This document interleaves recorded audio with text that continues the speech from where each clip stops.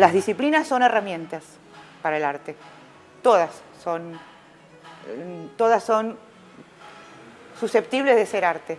Yo quisiera, con 3 colores, que son el amarillo de Nápoles, el azul ultramar y el rojo escarlata, justamente, sacar muchas matices y posibilidades.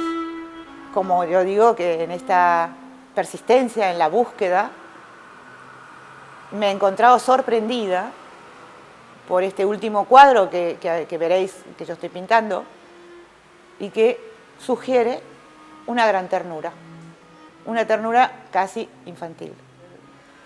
Y no sé, lo que me gustaría transmitir es esto que te digo, que seguiré buscando, porque soy muy empeñosa, seguiré buscando hasta conseguir, como en el arte de la fuga de Bach, con un tema, con un leitmotiv, expresar y expresar y expresar un mundo.